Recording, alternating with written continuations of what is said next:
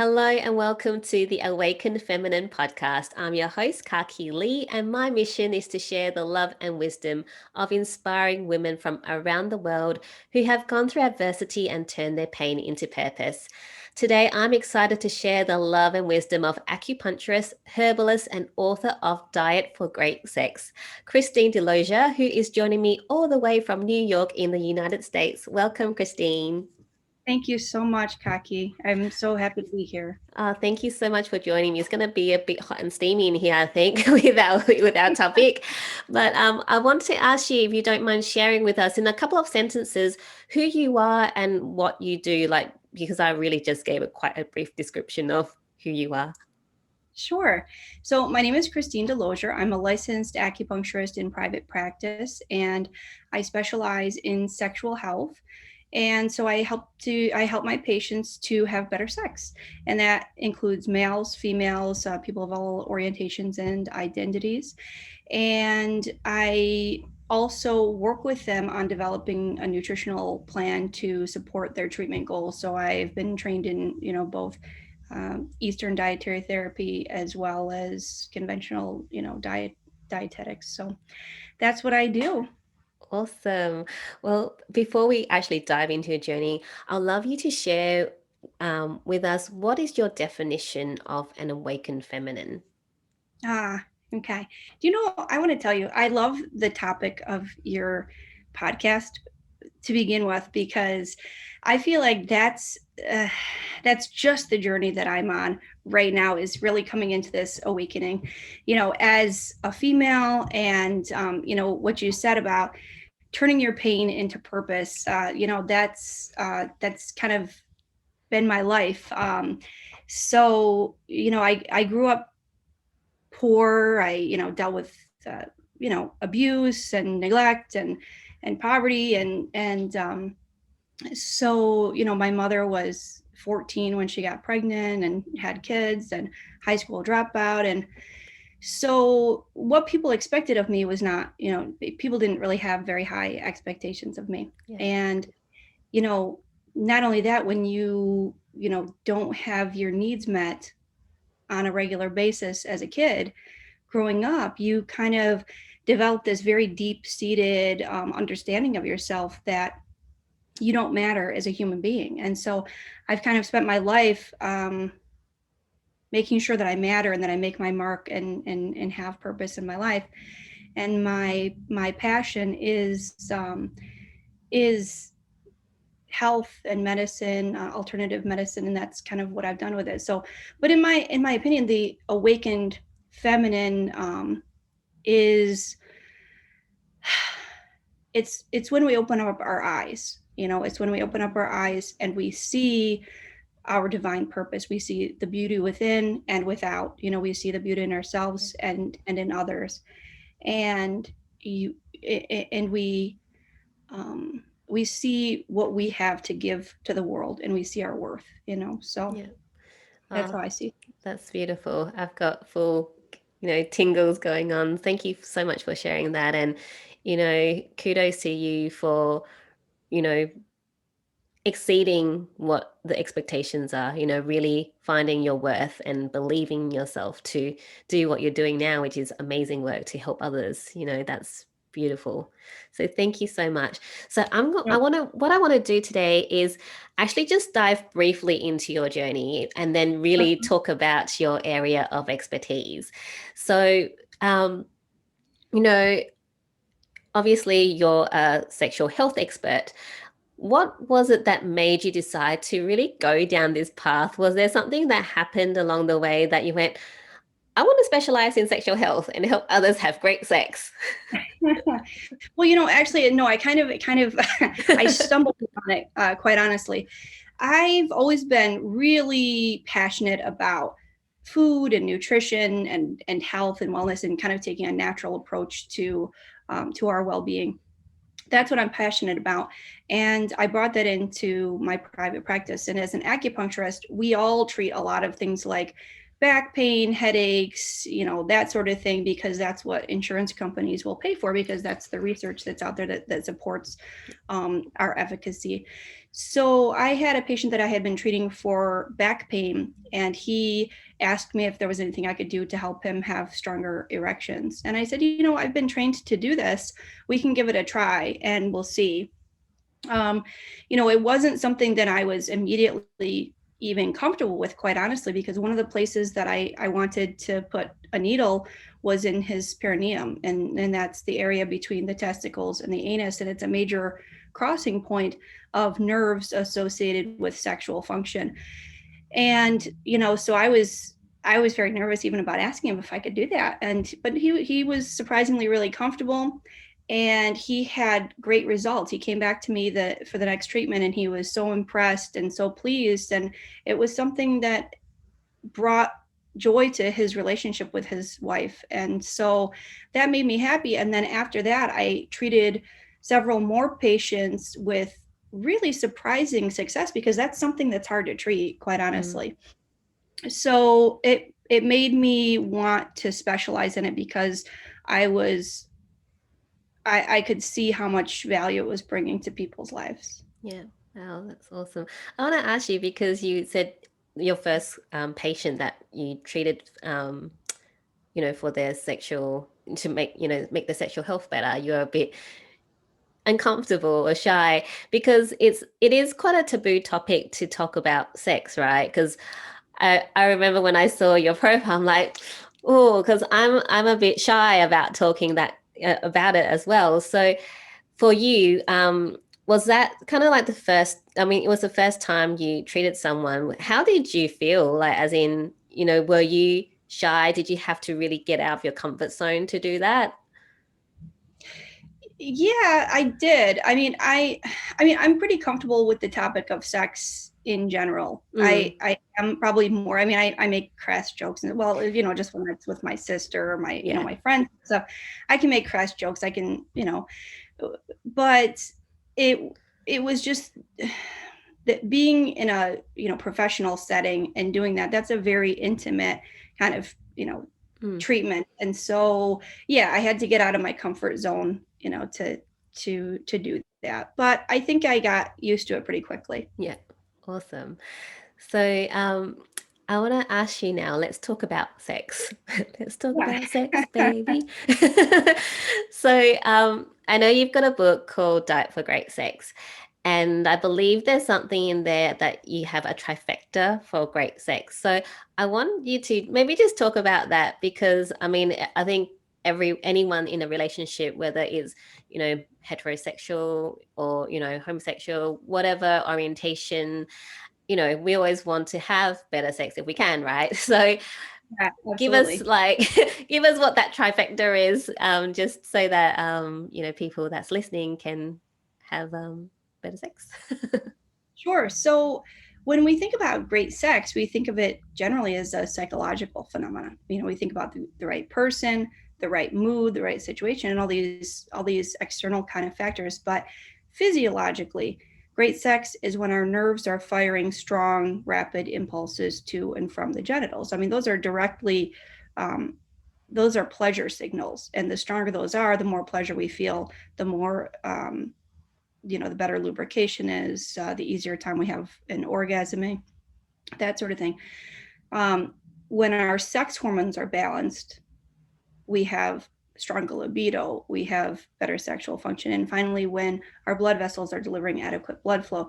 And we all know that males need blood flow for strong erections, but most people don't realize how important blood flow is to female sexual function, pleasure, arousal, lubrication, all of those things. So when females have better blood flow, they report greater sexual satisfaction and all of those other things that come along with it. Okay. So so the trifecta is really that it's the psychological, it's the blood flow, and is there I might have missed it. The trifecta is actually blood flow, hormonal balance, and nerve conduction. And food very much affects all of those. The foods we eat affect how quickly those nerves fire, how well our blood vessels are delivering blood, and our sex hormones. So that's pretty much what I focused on in the book. And because I have a background in research, I reviewed loads and loads of clinical and epidemiological research just to make sure that everything, all of the advice that I was giving is backed by science. So there's evidence to support the relationship between food and all of this entire trifecta of great sex. Awesome. I want to ask you, this just kind of popped into my head because aging, I mean, it's known, or actually people believe that with age, your sex drive changes, right? And your libido changes. Is that actually true, or is it just more psychological because we believe that? And can this diet help with any age group? Yeah, so, well, when we think about age-related decline in desire, a lot of times we're thinking about, we have to reframe it. We have to understand it as, it's not age that's doing it, it's oxidative stress that kind of accumulates over age. It's hormonal imbalance and changes, which again, very much are affected by our environment, our lifestyle, what we're eating, all of those things. So we call it age, but it's more like, in many ways, accumulation of abuse of our bodies, you know? Yeah. And so, so again, diet very much can affect this how much we age sexually, if you will. Yeah. So, what are some foods that are really good to help boost your sexual health? So I'll tell you, let's talk about one food to start off with, and that's leafy greens, because it's honestly one of the absolute best things that we can eat for our sexual health. And, you know, we as human beings, we don't really know what to eat. We've forgotten, you know, other animals, they know what to eat. They know exactly the right plants and animals to feast on in nature and what's going to bring them optimal nutrition. We've kind of lost our instincts because we're so smart. We reason everything. And so if we look though at other primates, you know, like chimpanzees, orangutans, we see that they sit around eating leaves all day long, in addition to other things, you know, bugs and berries and that sort of thing.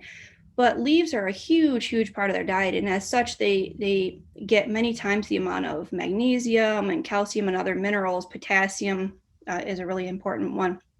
But leaves like leafy greens, spinach, romaine, you know, arugula, all those things, they affect this entire trifecta of great sex. And so, for example, leafy greens reduce the stress hormone cortisol, which basically it sabotages testosterone. And so it can make for a reduced libido. When we have a lot of stress in our lives, our bodies produce this stress hormone and it interferes with our libido. So it reduces libido. So the magnesium in the leafy greens helps boost our testosterone to optimal levels, and that's important for female sexual function as well. And the zinc in it reduces the cortisol, which again indirectly boosts, helps optimize sex hormones. The antioxidants in all these leafy greens help to speed up nerve conduction. So the more oxidative stress from our environment and our diet and everything this affects our nerve health. So what it does is it slows nerve conduction, making it more difficult to feel pleasure. So that pleasure sensation when our partner touches us or we touch ourselves is dulled. It's not as strong of a signal. So that makes for more difficult lubrication, more difficult orgasm, all of those things that women typically experience with age can be helped by just simply increasing antioxidants, because we get that stronger arousal response. And then finally, leafy greens have a major effect on our blood vessels. So they're high in naturally occurring nitrates, which dilates blood vessels and promotes vascular health. They soften the delicate inner lining of blood vessels to help deliver more blood flow. So all of the things in our lifestyle and our diets that stiffen blood vessels make for reduced blood flow. Mm-hmm. And so they're high in potassium, which again, if we look at human beings of the past, they ate about 10 times as much potassium, from their diets as sodium. Now with our modern lifestyle, we take in about 10 times as much sodium as potassium, and this wreaks havoc on our blood vessels. Potassium offsets these negative effects of the sodium, and it keeps those blood vessels pliable, and it inhibits the accumulation of deposits on the blood vessels. Wow, this is so interesting. I love it. I'm learning so much. I want to ask you, with the diet, I know you said at the beginning that you have a diet plan for your clients, right? So obviously you somehow have tried and tested it, and does it work? Is the diet plan the same for everyone, or do you tweak it for different clients? Well, I pretty much assess their baseline to begin with. Mm-hmm. So the patient who's coming in and they eat fast food every single meal is maybe going to have a different starting point, than the person who's a health nut and is, already eating a lot of leafy greens and fruits and vegetables, So we kind of try to meet people where they are. If you want to have success with patients, and so you have to kind of take into consideration how much are they willing and able to change at this moment in time. Yeah. But as far as the principles go, they apply both to male and female sexual health, so they're fairly similar. In Chinese medicine, though, there are some differences between in diet. The diet is custom tailored to the individual based on their constitution. So somebody who has like a yin deficient constitution would be focusing on different foods than someone who has like a phlegm damp constitution. And that may not make any sense to your listeners, but it's just to say that everybody has different tendencies, and therefore certain foods are going to affect one person differently than another. So some people can handle spicier foods, other people can't because they have what we call a heat condition, and that's kind of a traditional understanding, for example. Yeah, I love this. I love that you are into Chinese medicine because, I mean, growing up, I'm obviously not specializing in Chinese medicine. I'm a ex-pharmacist, so I grew up with Western medicine. But growing up, I always hear my parents going, that food is heaty or that food is cold, but it's not actually the temperature, it's actually I don't even know how to explain it, but that's, the energetics of it. Yeah, the energy of it. So and I understand what you're talking about when someone has a heaty, if they're heaty back, like their constituent, what you were saying is heaty, or if they're cool, then you have to eat different foods to kind of balance it out. Is that what I'm understanding? Yeah, that is it. But we have certain tendencies. As a society, we kind of have certain tendencies. So in Chinese medicine, a well-balanced diet is a balance of the 5 flavors. We have sweet, we have salty, we have sour, we have bitter. But we tend to neglect certain ones and favor others. So we tend to favor sweet flavors we have so much processed sugar. We tend to favor salty flavors with processed foods, and we neglect sour, which is our fruits, and we neglect bitter, which is our greens. And that bitter flavor clears a lot of that excess heat, and it drains a lot of that excess damp. So as a society, we tend toward that kind of phlegm damp constitution, which again, you don't need to understand what that is to know that it just means that we have a lot of plaque accumulation. We have a lot of things that just accumulate in our bodies without being kind of transformed. Yeah. This just popped into my head because when you were talking about the green leafy vegetables and how, is the zinc, the magnesium in there, would taking supplements like zinc and magnesium supplements help as well? Or is it really more to do with, eating the organic, the raw food rather than supplementing? So I will oftentimes recommend a multimineral to my patients that's balanced. Taking individual minerals is kind of risky because they compete with one another. And so, for example, if you take magnesium, you can inadvertently kind of give yourself signs of calcium deficiency because they compete for receptor sites in the body. And the same thing with zinc. Zinc competes. Zinc, if you take too much of it, it can make you magnesium deficient. iron, calcium compete. All the minerals, they have ways of competing with each other, and by taking excess of one, you basically sabotage another. So I would, if anything, I feel like we don't get enough minerals in general in our diets. So if somebody wanted to take a multi-mineral that's a lower dose, I think that's fine, and that could benefit health. Cool. So for people that already are very healthy, like they're eating all the greens, they're doing all the right things, what other things can they do in terms of diet to help them have better sex? Or what other things can they do? Maybe it's not diet. Well, I think a lot of times, even patients who are really focused on diet, they might be lacking in certain areas. So the patients that I see who are already like really trying to eat a lot of fresh fruits and vegetables, maybe they're not getting their leafy greens, or maybe they're not getting their potassium. And you really have to make a concerted effort to get enough potassium in our diets, because there's not a lot of foods that actually have a good amount of it. So things like yams with the skins on them, potato with the skin, squash, oranges, bananas, mango.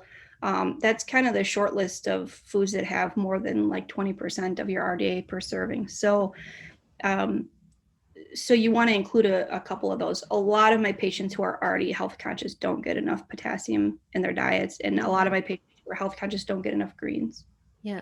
Wow. That's interesting that, even though people try so hard to be that healthy person, they're actually not getting the right nutrients. Yeah. I want to ask you then, we talked about the foods that are good for sex. What are the foods to really avoid? So excess fat is one of them. Very fatty foods, they slow the qi, and they cause accumulations, which inhibit sexual function. They sabotage our hormones. So in a high fat diet, it disrupts hormones, it stiffens blood vessels, it causes accumulations in the vessels. So that's something. However, research showed that, for example, a high omega-3 fat diet did the opposite. So it makes blood vessels more pliable. So when we're choosing our proteins, fish should be part of that, or things like walnuts, if for those who are eating a plant-based diet. Another thing is salt. Salt, even within 30 minutes of eating salt, our blood vessels are actually measurably stiffer. And so, and then over the long haul, we see more damage, like, more long-standing damage to the blood vessels. And then finally, sugar. Processed sugar very much disrupts hormones. Yeah. So we see that it causes, we think of our sex hormones as being, important for sex, like testosterone, estrogen, that sort of thing, but also even things like leptin. What sugar does is it causes leptin resistance. Leptin's the substance that makes you feel full in your body. It's the chemical our bodies produce to say that we're full. And when we have leptin resistance, it causes us to keep on, eating beyond that satiety.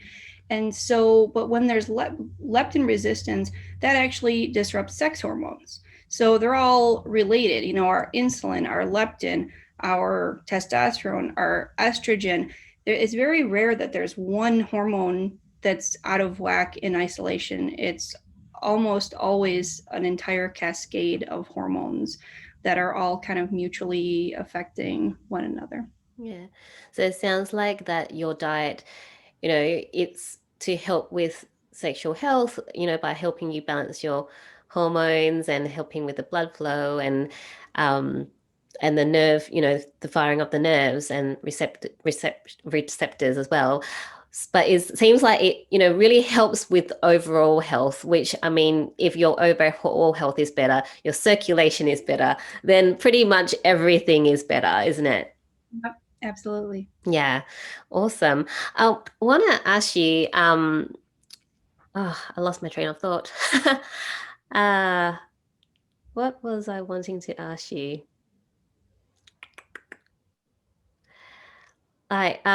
yes, once you change the diet, how long does it usually take for people to really notice a difference?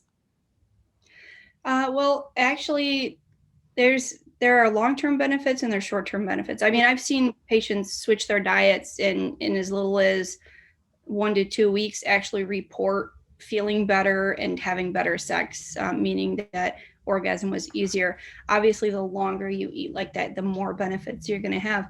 But what I have in the book, for example, is a date night sex menu. And they're filled with foods that were shown in research to actually have an immediate benefit on sexual health. So, for example, when you eat a really high fat meal, your testosterone will immediately dip. Same with a high sugar meal.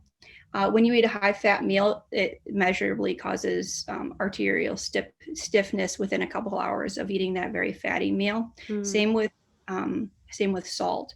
So it avoids all those things, and then it encourages things that actually have been shown in research to make arteries measurably more elastic and improve blood flow within the short term.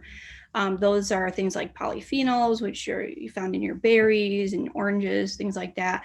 Potassium-rich foods also had an immediate benefit. And nitrate-rich foods like leafy greens or celery or beets. A lot of times athletes use those foods for immediate performance boosts, and that's kind of the same reason. So the magnitude of that effect, it's not going to be like a Viagra. It's not. It's going to be more subtle, but noticeable. So what my patients have told me is that it was a subtle increase. But think about this. Nitric oxide dilates blood vessels in our bodies. When patients in one study ate one single serving of spinach, and then they tested their salivary nitric oxide, they were 8 times that of baseline 2 hours post eating the spinach. So it's not an insignificant effect. Yeah. And I mean, being in the pharmaceutical industry before, I would go the natural route rather than take a tablet, because that is just that short term. Really, Sorry, that's okay. And it's just that once off, short term, whereas this is like long term improvement, and it continually will improve with the diet. So it's awesome that you do this. I want to ask you actually, I love eating oysters, and people always joke. We always say, oh, you're having so many oysters, you're going home and having good night kind of thing.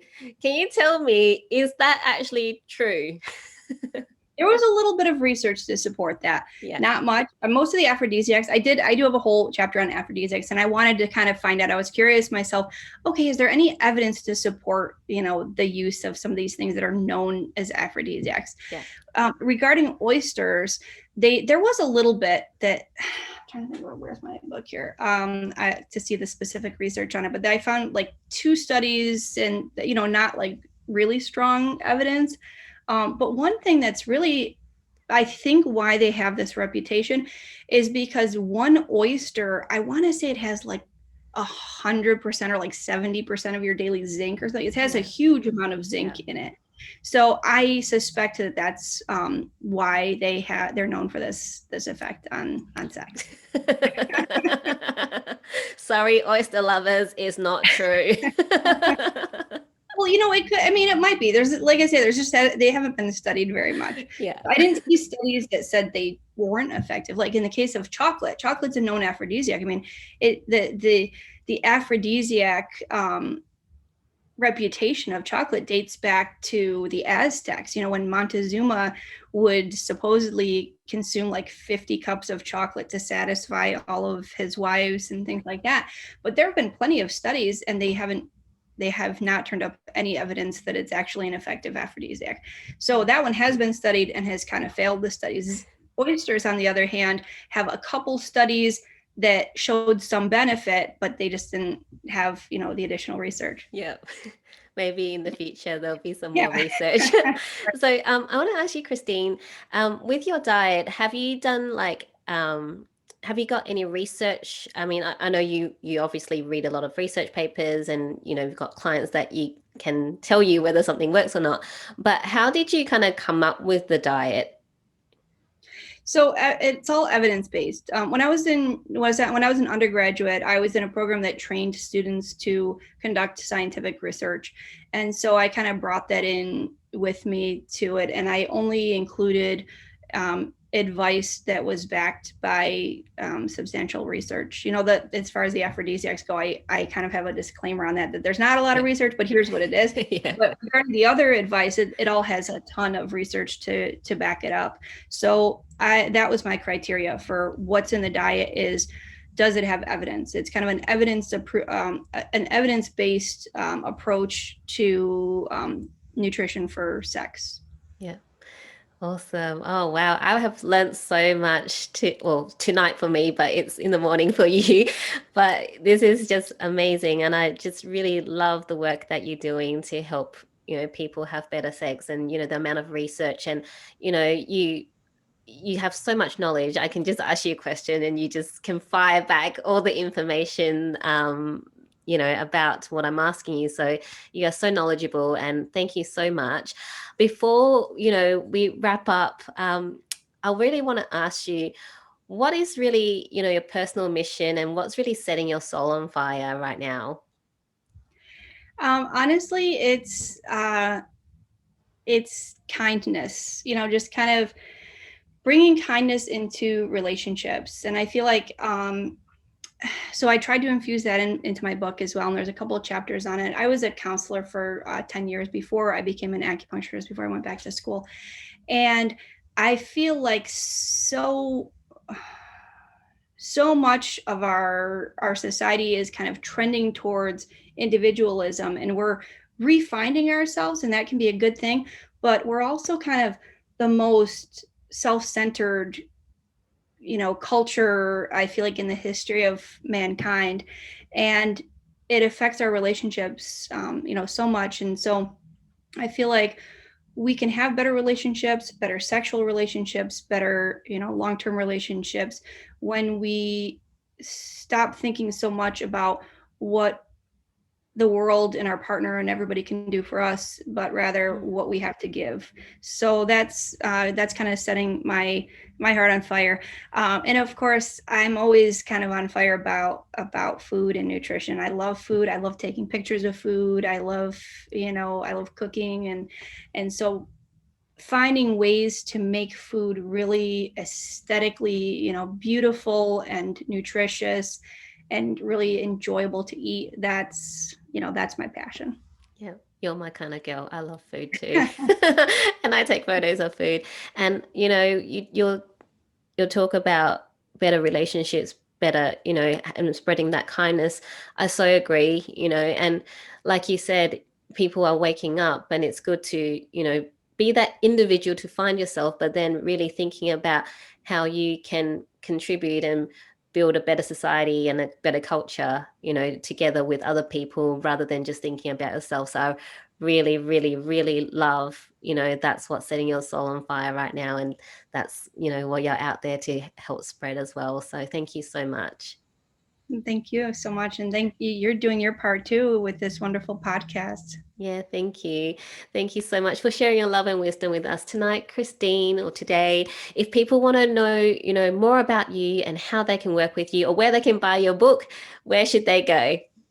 So my book is on Amazon, Diet for Great Sex. And then I also have a website, Diet for Great Sex, and social media, Diet for Great Sex. So yeah, they can find me there. Awesome. I'll have all your details and any recommended resources available in the show notes so people can reach out to you. Thank you once again, Christine. Thank you so much. And thanks for having this great podcast. Yeah, thank you. And until next time, I love you, I believe in you, and you're worth taking that first step to the life of your dreams.